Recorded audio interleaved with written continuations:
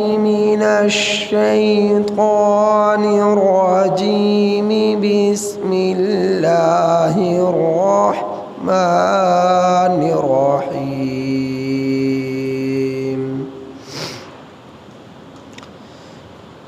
الآن خفف الله عنكم وعلم أن فيكم ضعفا فإن يكن منكم 100 صابرة يغلبوا 200 وإن يكن منكم 1000 يغلبوا 2000 بإذن الله والله مع الصابرين والله مع الصابرين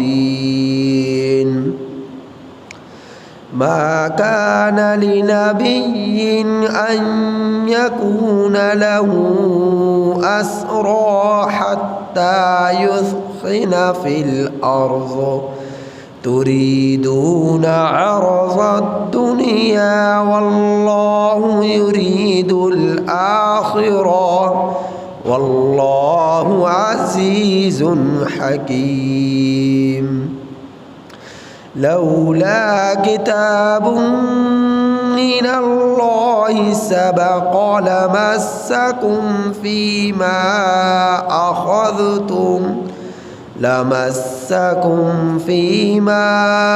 أخذتم عذاب عظيم فكلوا مما غنمتم حلالا طيبا واتقوا الله إن الله غفور رحيم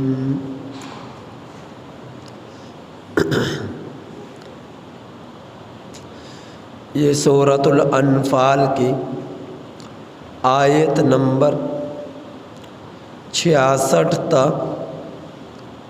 69 آپ حضرات کے سامنے تلاوت ہوئی۔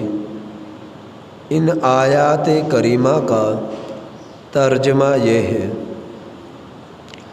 الآن، اب، الآن، اب، خفف اللہ، اللہ نے تخفیف کر دی، عنکم، تم سے، وعلم، اور جان لیا، ان فیکم ضعفا، بے شک تم لوگوں میں کمزوری ہے، فإن یکم منکم، پس اگر ہوں تم میں سے 100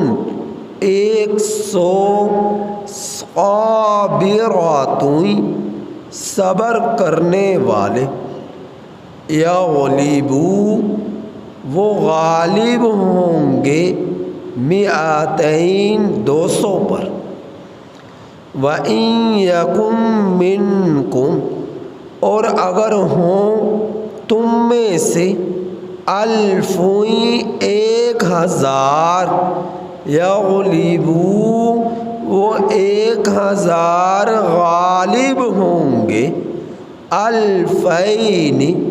2000 پر، بِإِذْنِ اللہ، اللہ کے حکم کے ساتھ، واللہ مع الصابرین، اور اللہ تعالی صبر کرنے والوں کے ساتھ ہے۔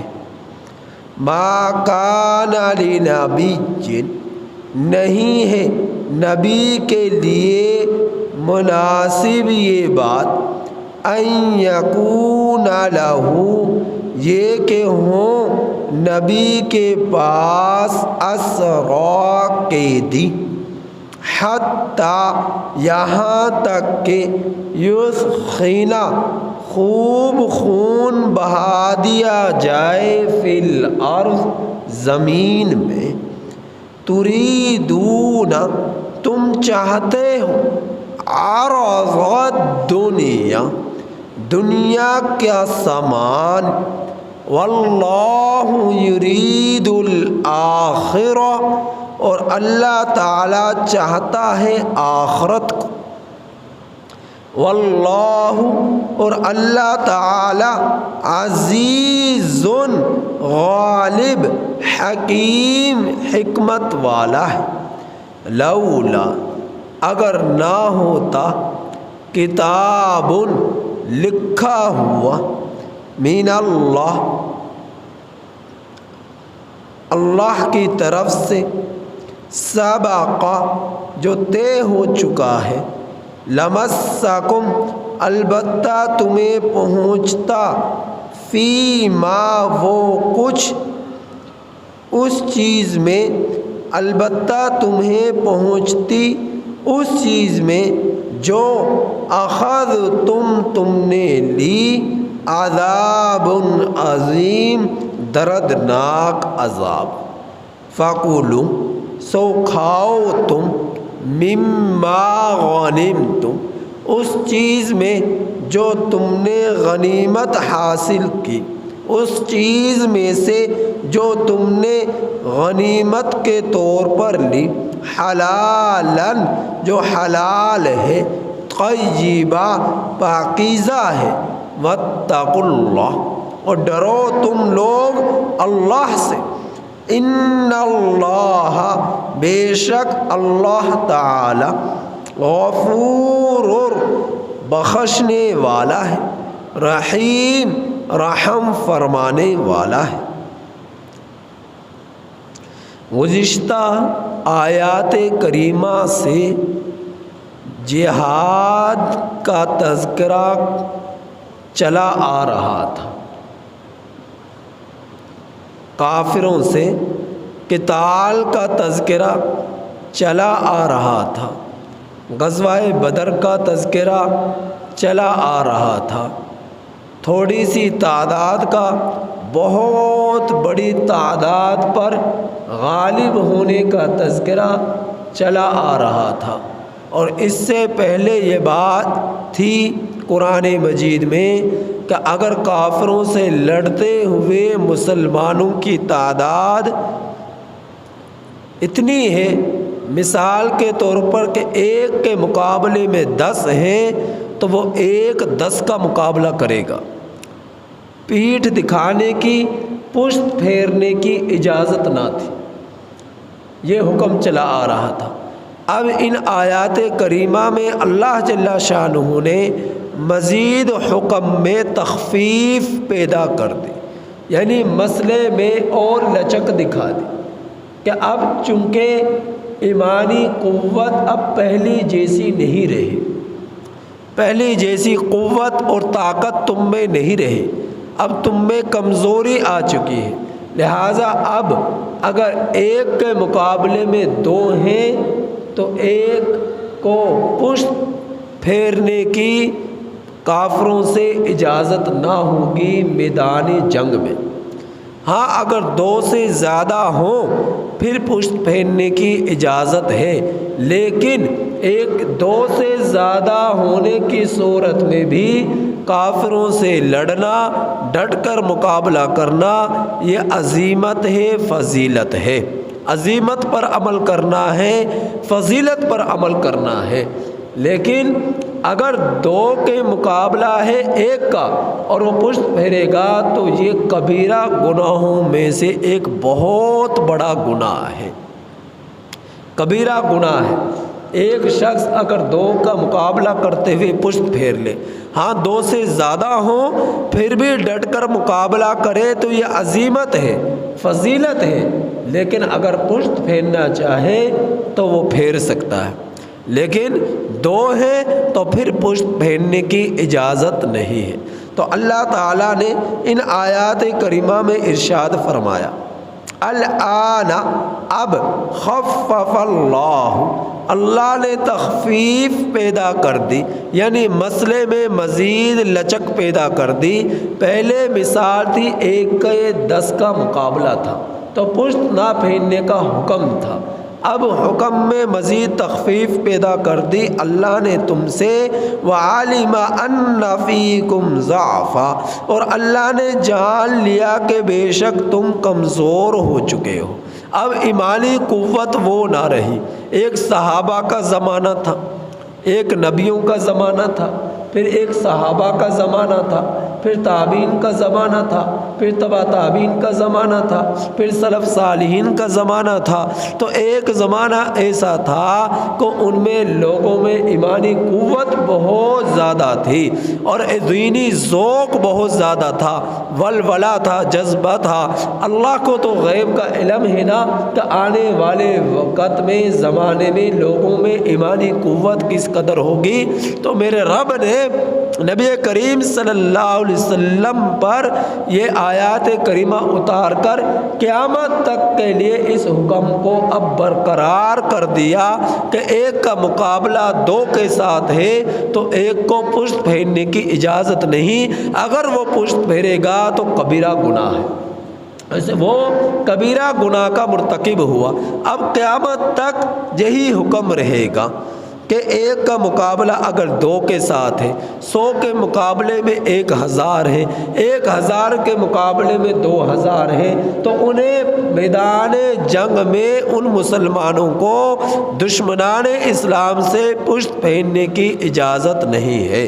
تو اللہ تعالیٰ نے فرمایا وَإِن يَكُن مِّنكُمْ، اگر ہوں تم میں 100 صابرات، صبر کرنے والے، یغلبوا 200، تو وہ 100 جو صبر اور استقامت کے ساتھ ڈٹے رہے، دشمنوں سے مقابلہ کرتے رہے، اور اس 100 مسلمانوں کے مقابلے میں 200 کافر موجود ہیں، تو اللہ رب العزت ان کی مدد اور نصرت فرمائے گا ان کے ثابت قدم رہنے کی بنا پر، اور اللہ انہیں غلبہ نصیب فرمائے گا، فاتح بنا کر لوٹائے گا اور کافروں اور دشمنوں کو مغلوب کر دے گا۔ پھر فرمایا اگر ہوں تم میں 1000 یغلبوا 2000 بإذن اللہ، تو اللہ خود فرما رہا ہے اب یہ 1000 2000 کا مقابلہ کریں گے، تو اللہ نے فرمایا کہ یہ 1000 2000 پر غالب آئیں گے، یہ 1000 2000 پر غالب آئیں گے۔ اب لڑنا تو قیامت تک پتہ نہیں کتنی مرتبہ ہوگا، کتنی مرتبہ یہ قتال ہوگا کافروں کے ساتھ، یہودیوں کے ساتھ، نصرانیوں کے ساتھ، مجوسیوں کے ساتھ، ہندوؤں کے ساتھ، بدھ متوں کے ساتھ، مشرکوں کے ساتھ، کافروں کے ساتھ، لیکن اللہ نے قیامت تک لڑنے والوں کے لڑائی سے پہلے ہی یہ بشارت عطا فرما دی، تم میں جب بھی اگر مقابلہ کریں گے کافروں سے ایمانی قوت کے ساتھ، تم 100 ہوگے مقابلے میں 200 ہوں گے تو 100 غالب آئیں گے اللہ کے حکم سے۔ اگر تم 1000 ہوگے مقابلے میں 2000 ہوئے، تم اللہ کے حکم سے 1000 2000 پر غالب آؤ گے۔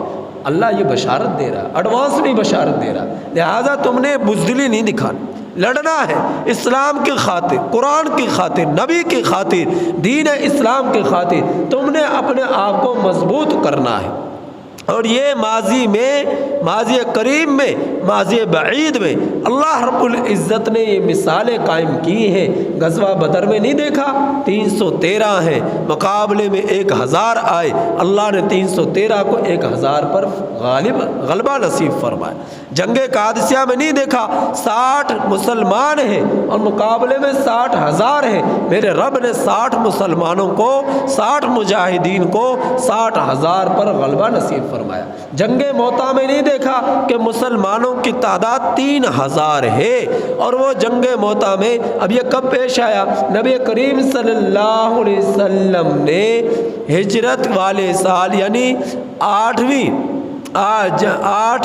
ہجرت کے 8ویں سال جمادی الاولیٰ کے مہینے میں 3 جرنیل مقرر فرمائے، نمبر 1 حضرت زید بن حارثہ رضی اللہ تعالیٰ عنہ، نمبر 2 حضرت جعفر ابن ابی طالب رضی اللہ تعالیٰ عنہ، نمبر 3 حضرت عبداللہ بن رواحہ رضی اللہ تعالیٰ عنہ۔ ان تین مجاہدین کو جو ہے فوج کا جرنیل مقرر کر کر میرے نبی نے جنگ موتا کے مقام پر بھیجا، کافروں سے، دشمنان اسلام سے لڑنے کے لیے۔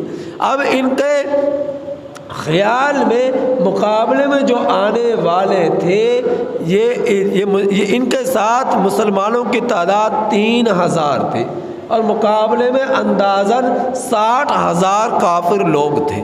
لیکن جب جنگ موتا کے مقام پر پہنچے تو وہاں پہنچنے کے بعد پتہ چلا کہ کافر دشمنوں کی تعداد تو 2 لاکھ، دشمنوں کی تعداد تو 2 لاکھ ہے۔ اب یہ 3000 2 لاکھ سے مقابلہ کر رہے ہیں۔ جنگ موتا کے مقام پر یہ 3000 جن کے جرنیل حضرت زید بن حارثہ ہیں، جن کے جرنیل حضرت عبداللہ بن رواحہ ہیں، جن کے جرنیل 3000 مسلمانوں کے جرنیل حضرت جو ہے جعفر ابن ابی طالب رضی اللہ تعالیٰ عنہ ہیں، اور ان کے ساتھ 3000 فوجی لشکر ہے مسلمانوں کا، اور مقابلے میں کتنے ہوئے؟ 2 لاکھ۔ یہ 3000 2 لاکھوں سے انہوں نے مقابلہ کیا، اور ایسا مقابلہ کیا کہ زمین پر ان کی لاشیں بچھا دی اور باقی دم دبا کر بھاگ گئے، بزدل ہو گئے۔ تو اللہ نے ان کو فاتح بنایا، اور اسی جنگ موتا کے مقام پر حضرت ابو دجانہ رضی اللہ تعالیٰ اکیلے ہیں، صحابی رسول صلی اللہ علیہ وسلم، انہوں نے اکیلے نے 40,000 کا مقابلہ کیا۔ اکیلے حضرت ابو دجانہ رضی اللہ تعالیٰ عنہ نے جنگ موتا کے مقام پر کتنے کا مقابلہ کیا؟ 10 کا نہیں، 100 کا نہیں، 1000 کا نہیں، 40,000 کا اکیلے نے مقابلہ کیا ہے حضرت ابو دجانہ۔ ایسی ہے مسلمانوں کی تاریخ، یہ ہے اسلام کی تاریخ، یہ ہے مسلمانوں کی تاریخ، کہ اتنے قوت، ایمانی قوت نے ان میں ایسا جذبہ اور ولولہ پیدا کر دیا کہ 60 ہے تو 60,000 کا مقابلہ کر رہے، 3000 ہے تو 2 لاکھ کا مقابلہ کر رہے، ایک ہے تو اکیلا 40,000 کا مقابلہ کر رہا، اور میرے رب نے انہیں فاتح بن کر لٹایا، کامیاب کر کر لٹایا۔ یہ ہے مسلمانوں کی تاریخ۔ جب ایمانی قوت اس قدر ہوگی تو اللہ اس بدر میں موجود تھا، جو اللہ جنگ موتا میں موجود تھا، جو رب غزوہ خیبر میں موجود تھا، جو رب غزوہ احد میں موجود تھا، جو رب غزوہ خندق میں موجود تھا، وہ تمہارا رب آج بھی موجود ہے۔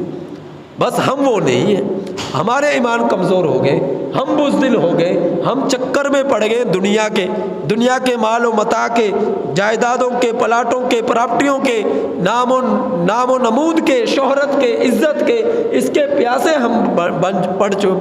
ہم بن چکے ہیں، اور بھوک ہمیں لگ چکی ہے کہ دنیا کس طرح ہمیں مل جائے۔ میرے رب نے اس کا بھی آگے اشارہ فرمایا کہ تم دنیا کے چکر میں پڑ گئے ہو، اس لیے تم جو ہے بزدل ہو چکے ہو، تم کمزور ہو چکے ہو۔ تو اللہ نے دنیا کا، اب دیکھا نہیں سورۃ الاعلی میں کیا فرمایا؟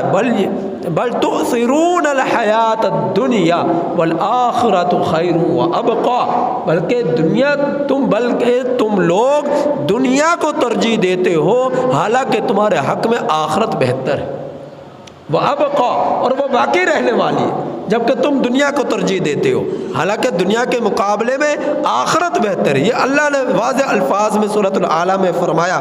اس آیت کریمہ میں ارشاد فرمایا، وہ ایک تفصیل ہے، وہ میں آگے چل کر بیان کرتا ہوں۔ تو میرے رب نے فرمایا کہ اگر 1000 ہوں گے تو 2000 پر غالب آئیں گے اللہ کے حکم سے، اور جو 1000 صبر کرنے والے ہیں مجاہدین، جو 100 مقابلے میں کافروں کے مقابلے میں ثابت قدم رہ کر صبر کرنے والے ہیں، میرا رب ان صبر کرنے والوں کے ساتھ ہے۔ کیا مطلب؟ کہ اللہ کی مدد ان لوگوں کے ساتھ شامل حال ہے، اللہ ان کو تنہا نہیں چھوڑے گا، اللہ ان کا ساتھ دے گا، فوج اتارے گا آسمان سے، ان کا اللہ رب العزت غائبانہ طور پر ان کی نصرت فرمائے گا، مدد فرمائے گا، اور ان کا رعب دبدبا جو ہے ان کافروں دشمنوں پر مسلط فرمائے گا۔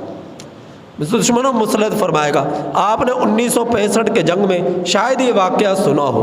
1965 کی جنگ جب پاکستان کے ہندوستان سے ہوئی تو چونڈا کے مقام پر ایک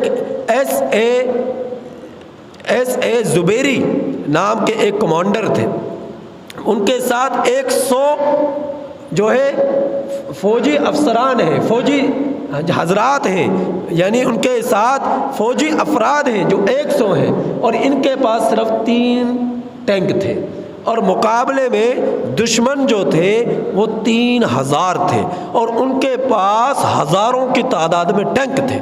تو ایس اے زبیری رحمۃ اللہ علیہ نے اپنے 100 ساتھیوں کے ساتھ 1965 کی جنگ میں ان 3000 اور ہزاروں ٹینکوں کا مقابلہ کیا، شہید ہو گئے، اور ان کے سینکڑوں لوگوں کو جہنم واصل کیا اور ہزاروں ٹینکوں کو تباہ کیا، لیکن ملک اور اسلام پر ان لوگوں نے آنچ نہیں آنے دی۔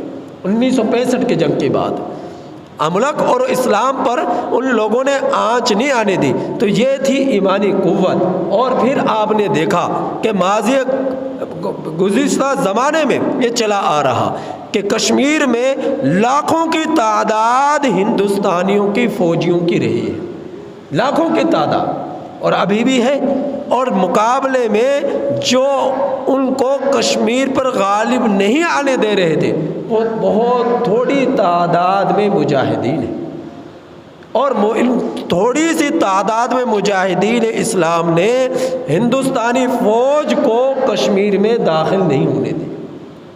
70 سالوں سے یہی چلا آیا۔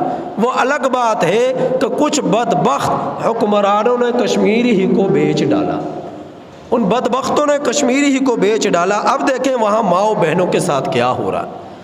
تو جب حکمران عیاش پرست ہو جائے، جب حکمران دنیا پرست ہو جائیں، پھر یہی حالات آیا کرتے ہیں کہ آج جو ہے ہم لوگوں کے اندر سے غیرت کے جراثیم نکل چکے ہیں، بے حیا ہم ہو چکے ہیں، ضمیر فروش ہم ہو چکے ہیں، تو یہ ہماری کیفیت بن چکی ہے۔ تو جب ایسی کیفیت بن جاتی ہے تو اللہ رب العزت کی لاٹھی بے آواز ہے، پھر اللہ کی پکڑ آیا کرتی ہے۔ اب سب کچھ ہے، جائیدادیں ہیں، پراپرٹیاں ہیں، بنگلے ہیں، کاروبار ہے، بزنس ہے، کروڑ پتی کھرب پتی ہیں۔ اللہ رب العزت نے پہلے سے زیادہ اللہ نے وسائل پیدا فرما دیے، لیکن دیکھتے ہیں کہ سب لوگ پریشان ہیں، حکمران بھی پریشان ہے، رعایا بھی پریشان ہے۔ وجہ کیا ہے کہ اللہ کو چھوڑ بیٹھے ہیں، آخرت کو بھول چکے ہیں، اور دنیا کو جو ہے دنیا کی محبت اپنے دلوں پر غالب کر چکے ہیں۔ اس کے یہ اثرات ہیں جو آج آپ کو اپنے محلے میں، اپنے علاقے میں، اپنے ملک میں نظر آ رہے ہیں کہ ایک نحوست سی چھائی ہوئی ہے۔ دین کو جب چھوڑیں گے تو ایسے ہی حالات پیدا ہوں گے۔ لہٰذا توبہ تائب ہونے کی ضرورت ہے، اور اللہ رب العزت کو منانے کی ضرورت ہے کہ اللہ مان جائے تو سارے ہی کام سنور جائیں گے، بن جائیں گے۔ اللہ اگر روٹھے رہے تو ہمارے لیے سوائے بربادی کے کچھ نہ ہاتھ آئے گا۔ پھر آگے اللہ رب العزت نے ایک واقعے کی طرف اشارہ فرمایا۔ غزوہ بدر میں 70 کافر مارے گئے اور 70 قیدی بن کر آئے، اور باقی جو ہے بھاگ گئے۔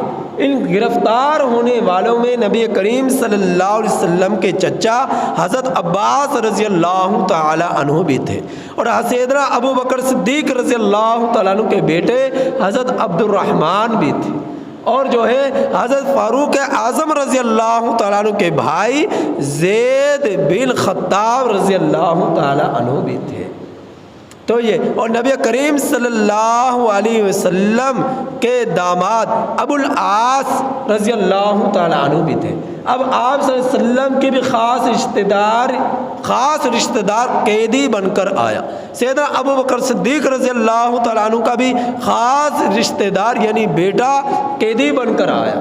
فاروق اعظم رضی اللہ تعالیٰ عنہ کا بھی خاص رشتہ دار حضرت زید بن خطاب جو ہے قیدی بن کر آئے۔ اب جو ہے جب یہ قیدی بن کر آ گئے تو نبی کریم صلی اللہ علیہ وسلم نے، چونکہ 70 کے قریب گرفتار ہوئے تھے، ان میں یہ لوگ بھی تھے جن کے ان حضرات کی، جن میں نبی کریم صلی اللہ علیہ وسلم کے رشتہ داری کے لوگ بھی تھے۔ تو آپ صلی اللہ علیہ وسلم نے تمام صحابہ اکرام رضی اللہ تعالیٰ عنہم اجمعین کو جمع فرمایا اور مشورہ لیا کہ ان کے ساتھ کیا معاملہ کیا جائے۔ کیا ان کے حق میں فیصلہ کیا جائے۔ تو حضرت فاروق اعظم رضی اللہ تعالیٰ عنہ نے فرمایا اے اللہ کے رسول صلی اللہ علیہ وسلم سب سے پہلے میں اپنی رائے پیش کروں؟ نبی کریم صلی اللہ علیہ وسلم نے فرمایا ضرور کیجیے۔ تو فاروق اعظم رضی اللہ تعالیٰ عنہ نے فرمایا اے اللہ کے رسول صلی اللہ علیہ وسلم یہ لوگ اسلام کے خلاف لڑنے کے لیے نکلے، یہ لوگ قرآن کے خلاف لڑنے کے لیے نکلے، یہ لوگ ہمارے نبی کی خاطر، نبی کے خلاف یعنی آپ کے خلاف لڑنے کے لیے نکلے۔ ان لوگوں کی سزا ایک ہی ہے اور وہ یہ ہے کہ ان سب لوگوں کو قتل کر دیا جائے، ان سب لوگوں کو قتل کر دیا جائے۔ اور پھر دیکھیں فاروق اعظم رضی اللہ تعالیٰ عنہ کی جرت کو، جذبے کو، استقامت کو اور ولولے کو۔ فرمایا کہ قتل بھی کون کرے گا؟ جس کا جو رشتہ دار ہے وہ اپنے ہاتھوں سے قتل کرے گا۔ نبی کریم صلی اللہ علیہ وسلم کے داماد ہیں، اپنے ہاتھ سے قتل کرے۔ سیدنا ابو بکر صدیق رضی اللہ تعالیٰ عنہ کے بیٹے ہیں، اپنے ہاتھ سے ذبح کریں، اپنے ہاتھ سے ان کا گلا کاٹے۔ اور عمر فاروق ہے، فرمایا کہ میں عمر جو ہے اپنے جو ہے بھائی کا گلا خود اپنے ہاتھوں سے کاٹوں۔ تو یہ حضرت عمر رضی اللہ تعالیٰ عنہ کی رائے تھی۔ پھر آپ خاموش ہو گئے تو نبی کریم صلی اللہ علیہ وسلم نے فرمایا، دیکھا کہ ابو بکر صدیق رضی اللہ تعالیٰ عنہ بھی خاموش بیٹھے، تو فرمایا اے ابو بکر آپ بھی کچھ کہیے۔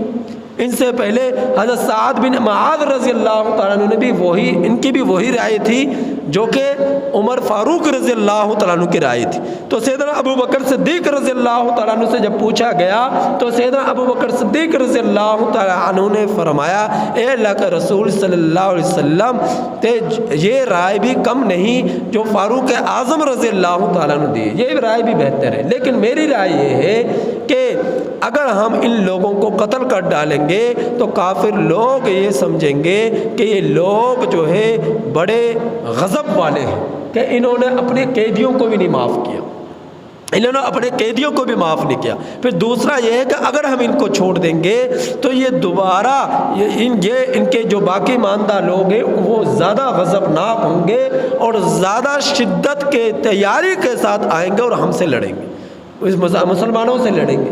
تو سیدنا ابو بکر صدیق رضی اللہ تعالیٰ عنہ نے یہ فرمایا۔ تو اکثر لوگوں کی رائے وہی ہوئی جو سیدنا ابو بکر صدیق رضی اللہ تعالیٰ عنہ کی تھی۔ تو پھر یہ ہوا کہ ہر شخص جو ہے 400 درہم جو چاندی کا سکہ ہے یہ اپنا فدیہ کے طور پر دے اور آزاد ہو جائے۔ تو چنانچہ ان لوگوں نے بطور فدیہ کے 400 درہم جو چاندی کا سکہ ہوتا ہے وہ دیا اور آزادی حاصل کی۔ لیکن کچھ لوگ ایسے تھے جن کے پاس یہ فدیے کے طور پر دینے کے لیے کچھ نہ تھا، تو پھر ان کو یہ حکم دیا گیا کہ تم ہمارے لوگوں کو تعلیم قرآن دو، تعلیم دو۔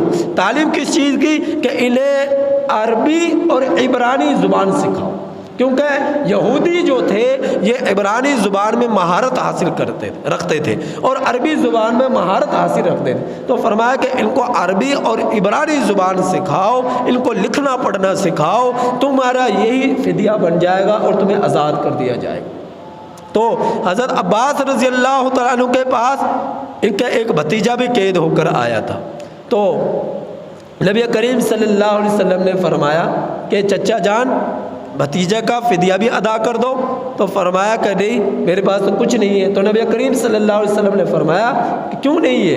گھر کے فلاں کونے میں اتنی چیزیں، اتنا سامان پڑا ہے، وہ لا کر دو بطور فدیے کے۔ تو عباس رضی اللہ تعالیٰ عنہ بطور فدیے کے وہاں سے پیسے لے کر آئے، یعنی درہم لے کر آئے اور نبی کریم صلی اللہ علیہ وسلم کو بطور فدیے کے دیے اور ان کو آزاد کر دیے۔ اب دیکھیے یہ فیصلہ تو ہو گیا جو نبی کریم صلی اللہ علیہ وسلم نے فرما دیا صحابہ کے مشاورت سے، صحابہ کی رائے سے، اکثر رائے سے۔ تو اللہ نے پھر کیا فرمایا؟ اب اللہ کا حکم سنیے۔ اللہ رب العزت نے ان آپس میں مشاورت کے جو رائے ہوئی اور فیصلہ ہوا تو اللہ نے قرآن اتار کر فرمایا، کیا فرمایا؟ ما کان لنبی، نہیں ہے مناسب نبی کریم صلی اللہ علیہ وسلم کے لیے ان یکون لہ اسرا، یہ کہ ہوں اس کے لیے قیدی۔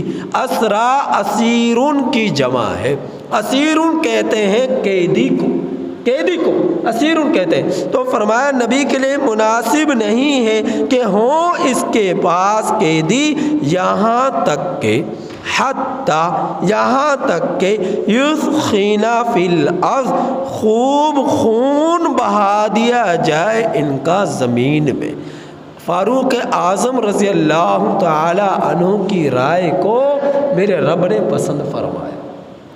ان کی رائے کیا تھی کہ ان کی گردنیں اڑا دی جائے، ان کو قتل کر دیا جائے، زندہ رہنے کے یہ حقدار نہیں ہے، کیونکہ یہ اسلام کے خلاف نکلے، یہ نبی کے خلاف نکلے، یہ قرآن کے خلاف نکلے، تو ان کو ذبح کر دیا جائے، قتل کر دیا جائے۔